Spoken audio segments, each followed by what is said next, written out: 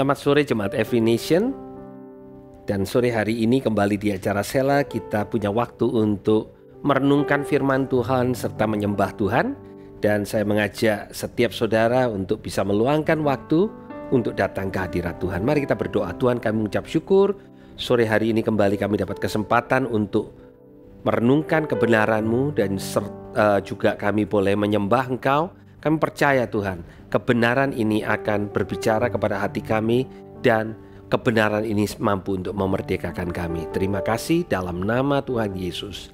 Amin.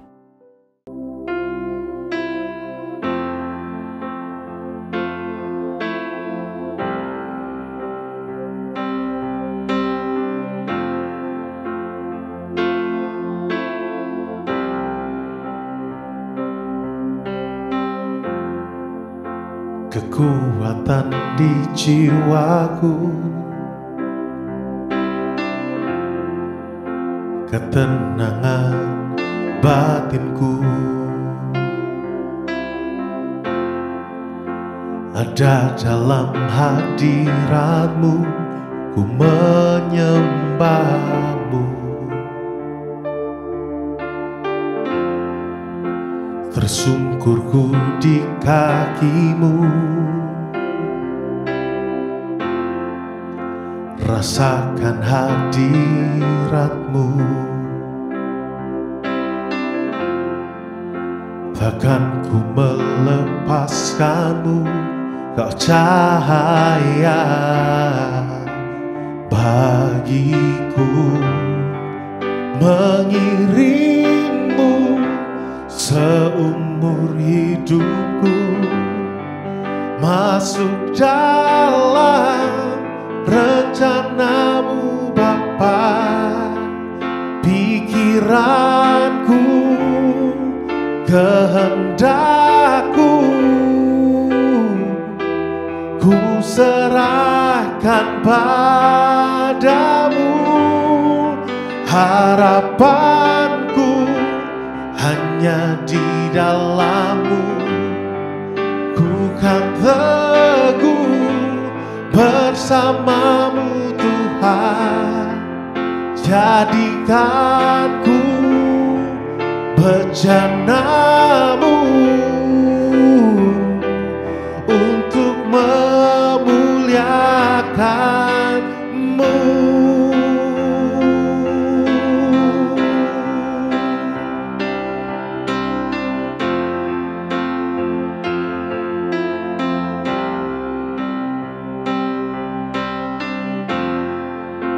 Kekuatan di jiwaku, ketenangan batinku, ada dalam hadirat-Mu, ku menyembah-Mu. Tersungkurku di kaki-Mu, rasakan hadirat-Mu.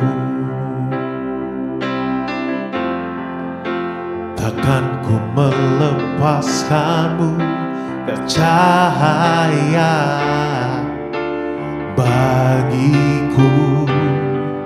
Mengiring-Mu seumur hidupku, masuk dalam rencana-Mu Bapa. Pikiranku, kehendakku, ku serahkan padamu. Harapanku hanya di dalam-Mu, ku kan teguh bersama-Mu Tuhan. Jadikanku bejana-Mu untuk memuliakan-Mu. Mengiring-Mu seumur hidupku, masuk dalam apa pikiranku, kehendakku, ku serahkan padamu. Harapanku hanya di dalam-Mu, ku kan teguh bersama-Mu Tuhan. Jadikan ku bejana-Mu untuk memuliakan-Mu. Jadikan ku bejana-Mu untuk memuliakan-Mu. Jadikan ku bejana-Mu Tuhan untuk memuliakan-Mu.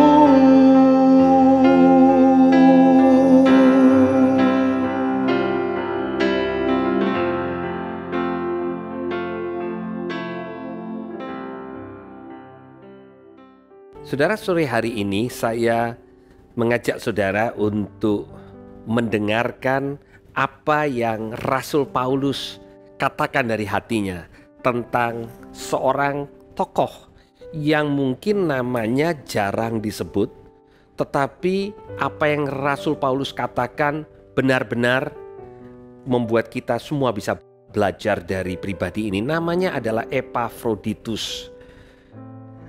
Dari kata Afrodit yang artinya tersayang, ya. Jadi dari namanya kita tahu bahwa pribadi ini adalah pribadi yang disayang banyak orang. Dan hari ini saya memberikan judul dari renungan sela kita, bukan sekedar saudara. Kalau kita ada di dalam gereja dan kita punya saudara seiman yang baik kepada kita, ya, mengasihi kita, tentu kita merasa sangat berbahagia. Tapi apa yang Rasul Paulus sampaikan kepada para pemimpin jemaat di Filipi tentang orang yang dikirim untuk mengunjungi, melayani Paulus di dalam penjara, itu bukan sekedar saudara buat Paulus. Dan saya ingin membacakan kepada saudara apa yang Rasul Paulus tuliskan kepada jemaat Filipi tentang Epafroditus. Dia katakan, sementara itu kuanggap perlu mengirimkan Epafroditus kepadamu, yaitu saudaraku dan teman sekerja serta teman seperjuanganku yang kamu utus untuk melayani aku di dalam keperluanku. Rupanya saudara, Epafroditus melayani Paulus dan mengalami sakit keras. Pada zaman itu melayani orang di dalam penjara bukan perkara yang mudah, karena penjara itu penuh dengan sakit penyakit. Penjara sama sekali tidak higienis. Untuk Rasul Paulus bertahan hidup di dalam penjara itu perlu pemeliharaan Tuhan yang luar biasa. Dan Epafroditus dikirim mengetahui bahwa dia akan melayani Rasul Paulus yang pada saat itu ada di dalam penjara. Nah, apa yang disampaikan oleh Rasul Paulus kepada jemaat Filipi itu yang membuat kita sama-sama bisa belajar lebih dari seorang saudara. Dan biar kita melihat kepada Epafroditus dan bisa merefleksikan kehidupan kita sendiri. Rasul Paulus mengatakan bahwa Epafroditus itu buat Paulus bukan sekedar saudara. Saudara artinya kita berbagi kasih, saudara dalam Kristus. Tetapi selanjutnya dia katakan teman sekerja. Saudara, teman sekerja. Rasul Paulus itu punya tanggung jawab untuk memelihara banyak jemaat. Bahkan menulis surat kepada jemaat-jemaat selama dia ada di dalam penjara. Dan dia katakan bahwa Epafroditus itu bukan sekedar melayani dia, tapi teman sekerja. Artinya beban pelayanan Paulus juga ditanggung oleh Epafroditus. Practicality-nya secara praktis bagaimana tidak Rasul Paulus ceritakan. Tetapi yang Rasul Paulus mau katakan kepada jemaat Filipi, hey, Epafroditus itu bukan sekedar jadi saudaraku. Kalau mungkin Paulus perlu teman untuk sharing-sharing, ya, berbagi, dia ada di sana. Tetapi dia juga menjadi teman sekerja buat Rasul Paulus. Dan yang luar biasa, Rasul Paulus mengatakan serta teman seperjuanganku. Nah, saudara, kalau saudara itu adalah teman untuk berbagi kasih, teman sekerja itu teman untuk berbagi beban, maka teman seperjuangan adalah teman yang punya tujuan yang sama.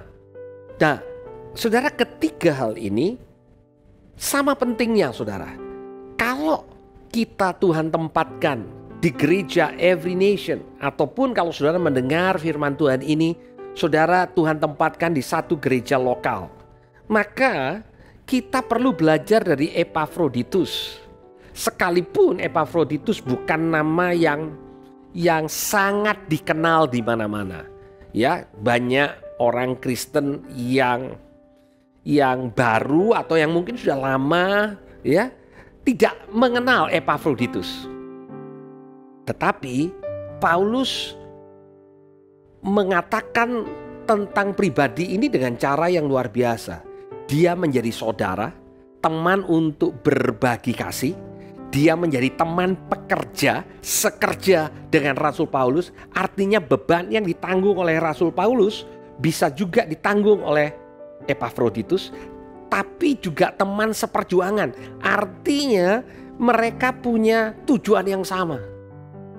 Dan sekalipun Rasul Paulus berada di penjara, dia menemukan seorang teman seperti Epafroditus.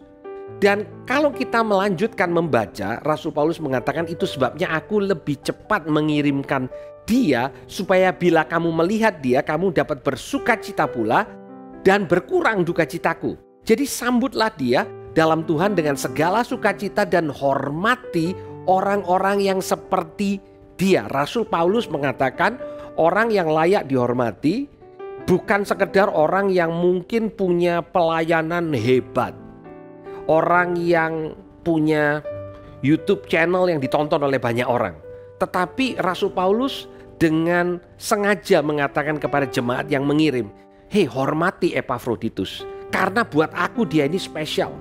Jadi dia dikirim oleh jemaat untuk melayani Paulus dalam penjara, tapi bukan sekedar Paulus mungkin minta sesuatu dia beliin atau perlu menulis sesuatu dia yang tulisin, tapi sungguh-sungguh dia boleh menjadi teman, boleh menjadi saudara, teman sekerja, bahkan seperjuangan bersama-sama dengan Rasul yang dipakai Tuhan ini luar biasa. Di ayat yang 30 dikatakan begini, sebab oleh karena pekerjaan Kristus ia nyaris mati dan ia mempertaruhkan jiwanya untuk memenuhi apa yang masih kurang dalam pelayananmu kepadaku. Wow, luar biasa apa yang Rasul Paulus katakan tentang Epafroditus. Seringkali orang mengatakan pengen jadi apa ya kalau sudah jadi orang percaya. Itu sebabnya ada banyak orang yang memakai nama baptis Paulus karena pengen jadi kayak Paulus. Saudara, menjadi kayak Paulus itu luar biasa, saudara. Tapi apakah kita terpikir untuk menjadi Epafroditus? Kurang terkenal. Banyak orang yang salah sebut, mengucapkan Epafroditus aja saya harus hati-hati. Kalau enggak selip lidah, saudara, karena susah. Namanya nama enggak umum.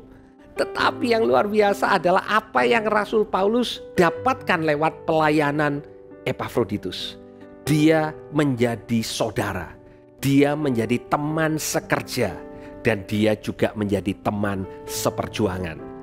Bapak Ibu Saudara, kalau saudara berada dalam jemaat lokal di Every Nation, kalau saudara terlibat dalam life group, saya ingin mendorong saudara, bukan tunggu kalau saudara sudah menjadi pemimpin, tetapi pada waktu saudara dipimpin, memulai kehidupan kekristenan saudara, saudara boleh menjadi saudara buat orang yang lain. Artinya saudara berbagi kasih. Tetapi bukan hanya itu, tetapi saudara juga orang yang bisa diajak berbagi beban. Teman sekerja. Pada waktu ada orang yang melayani dan saudara bisa untuk berbagi beban dengan dia, saudara mau melayani. Mungkin saudara bukan orang yang bisa berkhotbah, tetapi saudara selalu bisa berbagi beban dengan saudara seiman yang lain. Dan yang ketiga dikatakan teman seperjuangan. Artinya kita memperjuangkan hal yang sama. Saudara, kehidupan kekristenan adalah kehidupan yang penuh dengan perjuangan. Dan alangkah indahnya buat Rasul Paulus pada waktu dia berada di dalam penjara, dia tidak sendiri. Dia bersama-sama dengan Epafroditus yang dikirim oleh jemaat Filipi. Banyak hal yang kalau saudara membaca tentang tokoh ini yang ditulis oleh sejarah gereja, ya, tetapi terlepas dari kebenaran apa yang dikatakan tentang Epafroditus menurut apa yang diceritakan oleh orang-orang setelah kehidupannya, apa yang diceritakan oleh Rasul Paulus, itu yang saya ingin kita sama-sama belajar. Saudara, mungkin kita nggak pernah jadi Paulus, tapi setiap kita bisa jadi Epafroditus. Pertanyaan sebelum kita akhiri adalah, maukah kita menjadi Epafroditus buat Paulus-Paulus yang Tuhan tempatkan di sekeliling kita? Tuhan Yesus memberkati.